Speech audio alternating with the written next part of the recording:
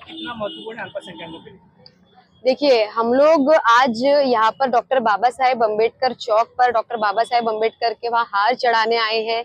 हमको आज supreme court को, देश के कानून को, लॉ को, हमको कॉन्स्टिट्यूशन को थैंक यू बोलना है दिल से। हम उनका दिल से शुक्रगुजार है, क्योंकि आपको पता है ये सारी चीजें 2022 में शुरू हुई थी कर्नाटका में, जब वहां पर इलेक्शन होने वाला था।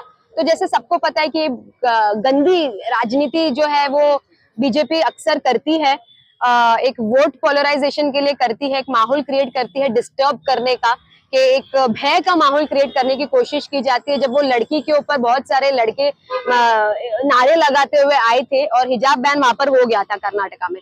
उसके बाद बॉम्बे में, मुंबई में ये चीज होने के लिए एक्सपेक्टेड नहीं था, क्योंकि आज तक कभी ऐसा महाराष्ट्र मुंबई में हुआ नहीं है। आज तक ऐसा महाराष्ट्र मुंबई में हुआ नहीं है।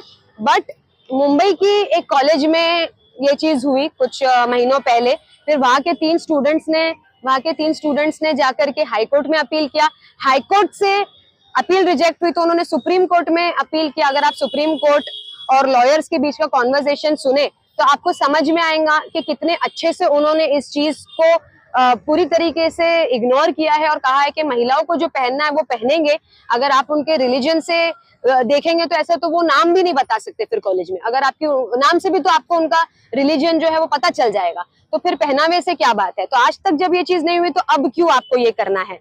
तो देखिए, हमारे देश में अलग अलग जाति धर्म के लोग हैं, कल्चर के लोग हैं। महिलाएं हैं जो वेस्टर्न कल्चर के, वो अपने हिसाब से जीन्स या जो भी उनको पहनना है वो पहनते हैं।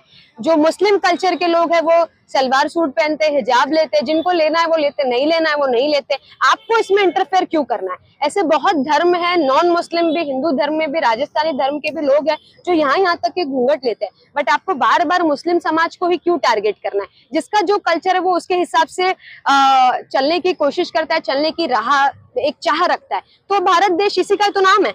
बट जब सुप्रीम कोर्ट ने ये ऑर्डर दिया है तो इससे ये चीज एक दिल को तसल्ली होती है कि इससे और जो है वो लॉ पे और संविधान पे भरोसा बढ़ जाता है। और as Muslim Indian Muslim women हम लोग बहुत प्राउड है। We are very proud to be Indian Muslim women and we are very thankful कि सुप्रीम कोर्ट ने ये ऑर्डर पास, ये स्टे लाया इस वर्डिक्ट पे। We are very very thankful.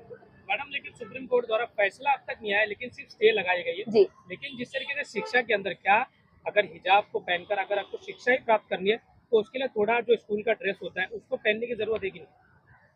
I didn't get your point. Supreme court ने जो है इस पे आखिरी फैसला नहीं दिया, अब तक फैसला आना बाकी है। लेकिन शिक्षा प्राप्त करने के लिए क्या स्कूल का ड्रेस कोड बच्चे नहीं पहन सकते? क्योंकि हिजाब आप पहन सकते, आपको कॉलेज में जाने के बाद उतारना पड़ता है उसको। तो शिक्षा प्राप्त करने के लिए क्या आपको हिजाब पहनना बहुत जरूरी है? ये हमारा कल्चर है, हमारा कल्चर है। हम पहन के जा सकते हैं, क्यों नहीं कब से पहन के जाते हैं, सदियों से पहन के जा रहे हैं, हम जाके पहन सकते हैं। बहुत सारे बच्चे हैं, स्टूडेंट्स हैं जो यूनिफॉर्म भी पहनते हैं, उसके ऊपर हिजाब ले लेते हैं। तो what is the problem in that. उसमें प्रॉब्लम क्या है, ये चीज का समझ में नहीं आ रहा है। यूनिफॉर्म पहने ना, यूनिफॉर्म भी पहने, उसके ऊपर भी हिजाब लेते। अरे इंटरनेशनली जो चीज को क्रिटिसाइज किया गया है उस पर देश में क्यों बात हो रही है, मुझे समझ में नहीं आ रहा है। जब कर्नाटका में ये चीज हुई थी तो यूएस में इस चीज को क्रिटिसाइज कर दिया गया था। वहां पर अमेरिका, जिसको हम इतना मानते हैं वर्ल्ड मोस्ट पावरफुल कंट्री, वहां पर लोग जज बन रहे हैं, हिजाब पहन रहे हैं, डॉक्टर बन रहे हैं, हिजाब पहन रहे हैं, कोर्ट रूम में बैठ रहे, हिजाब पहन के बैठ रहे। तो आपको देश में स्कूल या कॉलेज में क्या प्रॉब्लम है पहन के बैठने के लिए। बड़े बड़े देश, महाराष्ट्र में भी बड़े बड़े मुस्लिम नेता हैं जो सामने आते हैं, लेकिन ये जो लड़ाई है वो 9 कॉम की लड़कियों ने लड़ी है और मतलब जो है स्टे हासिल है, उस पे क्या आप। देखिए, ये एक विमेन की लड़ाई है एक तरीके से। अभी कल आप स्कूल में बोल रहे हो, आज के कॉलेज में बोल रहे हो आज मत पहनो, कल अगर पब्लिक ट्रांसपोर्ट में महिला जा रही है बुर्खा पहन के, आप बोलोगे मत पहनो। और इससे माहौल क्या क्रिएट होता है कि जो कुछ हमारे समाज में ऐसे दिमाग के लोग हैं जो लॉ को गलत तरीके से भी इंटरप्रेट कर लेते हैं। वो चलती गाड़ियों में, चलते पब्लिक ट्रांसपोर्ट पे जाकर के कभी महिलाओं के बुरखे के साथ बदतमीजी किए।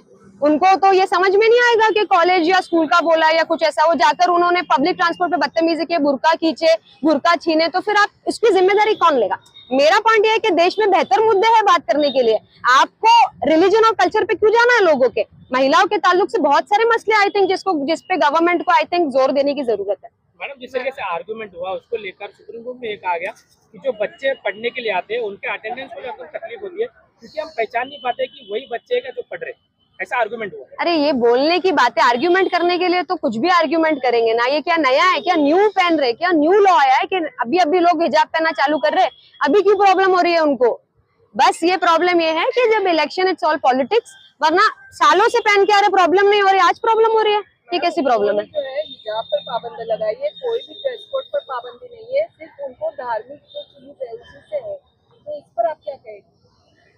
उनको जो है सिर्फ हिजाब से पाबंदी है, जो अंदर धार्मिक नहीं होना चाहिए। बाकी उन्होंने कोई भी ड्रेस कोड पर पाबंदी नहीं लगाई, कोई भी स्टूडेंट कुछ भी पहन। तो यही तो मैं आपसे कह रही हूँ कि जब अगर एक लड़की, अगर एक देखा जाए तो एक लड़की जो उसको कॉलेज में पहनना वो पहन के आ सकती है, तो वो बुरखा अगर पहनना किसी लड़की को तो वो भी पहन के आ सकती है। इट्स अबाउट वुमेन राइट, उसकी मर्जी, उसको जो पहनना है।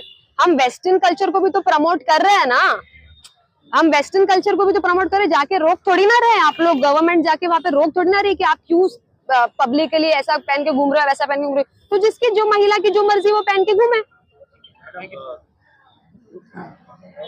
जो कॉलेजेस में बैन हुआ था उसमें मतलब टोटल 400 स्टूडेंट थे, सिर्फ तीनों ने आगे आके इसके खिलाफ आवाज उठाई, क्या कहें? उनमें हिम्मत होगी, उनमें गट्स होगा, बाकी सब लोग बेचारे डर रहे होंगे। स्टूडेंट्स आवाज तो सबको ही उठा, देखिए आवाज एक ही जन उठा, कुछ ही लोग उठा सकते हैं, बाकी सब लोग चाहते भी है ना अगर के वो करे तो वो डर से या किसी खौफ से नहीं कर पाते। बट उनका भी आवाज उठाना और इतनी बड़ी उस चीज पे स्टे आना, इट्स कमेंडेबल।